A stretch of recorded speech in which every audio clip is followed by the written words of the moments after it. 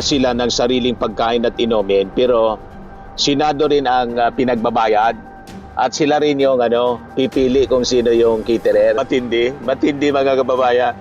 Ito yung sulat, mga kababayan, Office of the Vice President. Basahin ko po sa inyo. Sabi dito, Republic of the Philippines, Office of the Vice President, dated July 7, 2026, News 5. We cannot afford it, sabi ni Win Gatchalian. Hindi kayang sagutin ng Senado ang gastos para sa pagkain ng prosecution at defense. Hindi lang yung kampo ni Sara. Patas na. Pati yung prosecution. So hindi. So hindi ba sagutin, sir? Sila pang mamimili sa catering. Official na yun, sir, na ni-reject na yung ganong request? I guess the Senate President will be the right person to ask. Nireject na ni si Ruin. Decision of the majority of those who attend.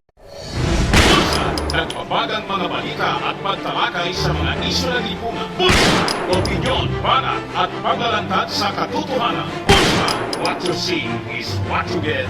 You decide. Hello po mga kababayan, si Dante Maravillas. Si Sara Duterte mga kababayan, yung Office of the Vice President, kasi si Sara nagbakasyon, 15 days sa Europe, 15 days foreign trip mga kababayan, kung saan 5 nations yung kanyang, 5 bansa yung kanyang pupuntahan.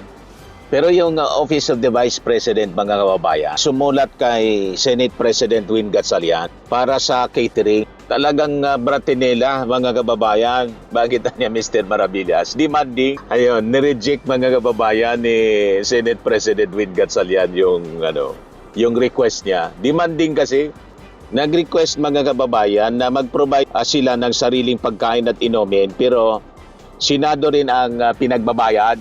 At sila rin yung pipili kung sino yung caterer. Matindi mga kababayan.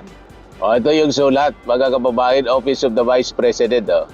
Basahin ko po sa inyo. Sabi dito, Republic of the Philippines, Office of the Vice President, dated July 7, 2026, received by the Senate, Office of the Senate President Win Gatchalian. Sabi dito, Honorable Sherwin T. Gatchalian, Senate President, Senate of the Philippines, GSIS Building, Financial Center, Pasay City.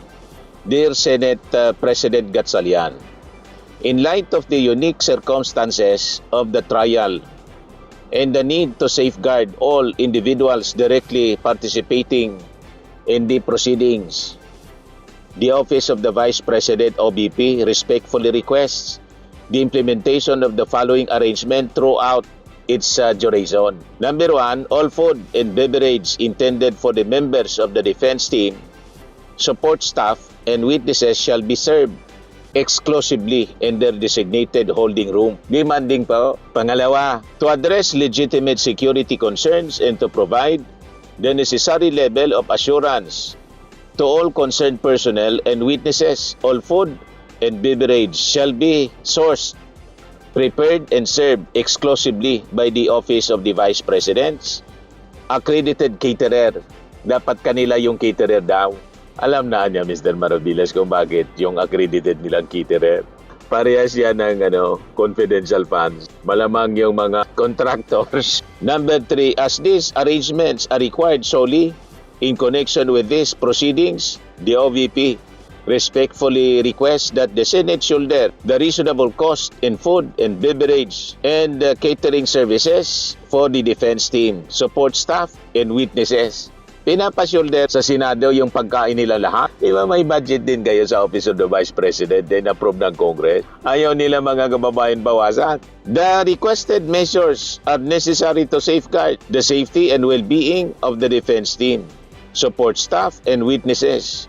Ensure their full and effective participation in support the orderly and an uninterrupted conduct of the proceedings. We trust that the Senate will recognize the necessity of this arrangement and approve their implementation for the entire duration of the trial. Very truly yours, Sara Simirman Duterte. Pirmado, mga kababayan ni Sara Duterte. So yun mga kababayan, ang demanding, very demanding at talagang bratinila mga kababayan itong si Sara Duterte. Makaasta, kala niya, subordinate niya mga kababayan yung Senado. Ngayon, sinupalpal mga kababayan ni Win Gatchalian, ito, basahin ko sa inyo, balita dito sa News 5. We cannot afford it, sabi ni Win Gatchalian. Hindi kayang sagutin ng Senado ang gastos para sa pagkain ng prosecution at defense. Hindi lang yung kampo ni Sara. Patas na. Pati yung prosecution, panel at saka defense sa impeachment trial ni Vice President Sara Duterte. Ayon kay Senate President Win Gatchalian. Paliwanag ni Gatchalian, malaki na ang magiging gastusin ng Senado dahil magrerenta pa sila ng binyo sa Philippine International Convention Center para sa budget hearings habang sinasagawa ang impeachment trial. Sinabi ito ng Senate President matapos magpadala ng sulat si Vice President Sara Duterte para hilinging sagutin ang catering ng kanyang defense team. Yan yung binasa ko nga, mga kababayan, sa inyo. Ito, nag-reaction ito Erwin Tolfo. Sabi niya, wala naman sa budget natin. Paano natin i-explain na pinakain natin ang defense team? For one, ano namin sasagutin sa COA yun, di ba? Magtatanong kami. Napag-usapan namin kagabi sa mini-caucus ng majority sa taas. Pinag-usapan yun, and the decision of majority is like, ba't natin sasagutin, di ba? I mean, how do we explain that? Saan natin kukunin yung bayad sa pagkain tapos sila pa mamimili sa catering? So hindi. So hindi ba sagutin? Sila pang mamimili sa catering. Official ano na yun, sir, na nireject na yung ganong request? I guess the Senate President will be the right person to ask. Nireject na ni si Ruin. Decision of the majority of those who attended the mini caucus last night, parang sabi na hindi, because saan natin kukunin? Wala naman sa budget, dahil baka masita tayo. Paano natin i-explain na pinapahil natin yung defense? Sir, yung sa Blue Ribbon lang, sabi nyo kahapon tuloy yung hearing, but are we looking at any date after SONA, sir? Pag na siguro, pinaka-early. Sa Blue Ribbon naman po. Problema, punong-puno yung mga rooms. Tapos siguro talagang the only, pag walang talagang Thursday or Friday, siguro kapag Friday. Sir, will you be discussing about the Taguig? Yung mga nilalabas ngayon na, yung parang may mga documents sa Senator? Yung Ghost Project ng Taguig. Hindi pa niya nasasubmit, pero pag sinubmit siguro. Kay Alan Peter Cayetano. Hindi lang po naka-confine doon. Yung mga sinasabi po nung 18 mga bodyguard, they dared us na imbitahan sila. So we will be invited. Pero meron natin, I want an affidavit from them. So yun po, imbestihan natin. Yung kung may mga dadalhin na naman sila ng mga ika nga kaso na nandoon na sa ombudsman, hindi ba parang kakasuhan na kung the same persons lang naman na i-bring up nila dito yung topic, sabi na si ganito, kung nasa ombudsman na, kakasuhan ng ombudsman, yung mga congressman at mga contractor, ang DOJ ang nag-handle. And what I've heard, parang pinaparestitute silang lahat. So, at saan pa papasok doon sa investigasyon namin, ipapakasuhan na sila ng ombudsman. Ganun din ang DOJ. Sir, last na, sorry, isa na lang. Sir, pero definitely kasama sa next investigation nyo, yung Taguig, kung mag-submit si Senting. Yes. Tapos? Yeah, well, of course, we'll have to review that. Yun na natin. We really have to look into that. It's a serious matter. Okay, thank you. Salamat, sir. Thank you. Yan, kasama yung Taguig, yung magiging witness dyan, yung kapatid mismo, mga kababayan, ni Alan Peter Cayetano, si Lino Cayetano. So, ilalaglag na siyang tuluyan kasi nilaglag niya din, mga kababayan. So yan ang ating short video ngayon. Hindi pinagbigyan ni Win Gatchalian yung request ni Sara Duterte kasi walang budget at saka siguro sa tono pa lang ng request. Pagbibigyan mo ba ng ori ng request, mga kababayan? Napaka-demanding at bratinela. Isang tingin pa lang, reject na. Kahit man po ako, yung Senate President, hindi ko pagbibigyan ng ganong ori na tulak. Kung umasta talaga, mga kababayan, kala mo, subordinate niya si Win Gatchalian. Ang Congress po, ang Senado, co-equal na executive. Hindi nga pwedeng diktan yung Senado ng Presidente, yung Vice Presidente pa.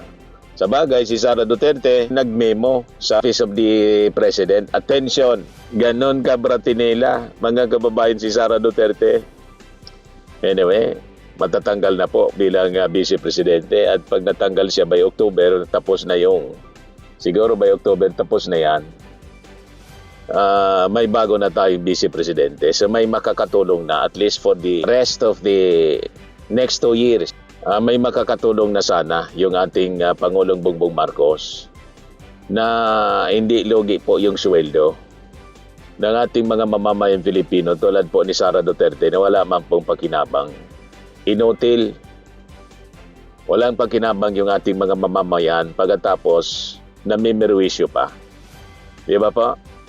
Anyway, ako po si Dante Maravillas. Bye-bye po. God bless. Swimming and lifting cream, pinapahid po sa mga pulses in affected area. Mainam po sa paninigas ng mga kaso-kasuan.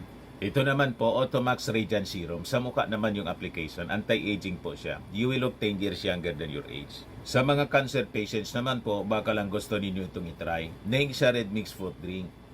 Hindi mo po siya gamot, food supplement siya. Kaya lang, gawa siya mga kababayan sa goji berry. Yung goji berry may anti-cancer properties. O ngayon, yung mga inquiries ninyo, dumiritso na lang kayo sa aming messenger sa Facebook para masagot namin agad. Ayos pa? Ayos na ayos niya, Mr. Maravilla. Sa mga nagana po ng malinis and spacious fitness gym, pumunta lang po kayo sa aming Colossal Fitness Gym. May Grab car rental din po kami. But anyway, ito po pala yung aming bagong product na binibenta online. I am worldwide amazing pure organic barley powdered drink mix from Australia. Negosyo to ng aking anak na architect entrepreneur Riz Maravillas. Ayan po. Kontakin na lang po ninyo siya, Riz Maravillas on Facebook. Ang mga health benefits niya, boost immunity, improves digestion, enhance energy levels, packed with antioxidants, prevent cancer. Ito naman po yung bago naming product na binibenta online. Eye Glow Serum, whitening po siya. Tingnan ninyo yung epekto sa aking anak na architect before and now. Yung mga inquiries po ninyo, dumiretso na lang kayo sa kanyang Facebook account, Riz Maravillas.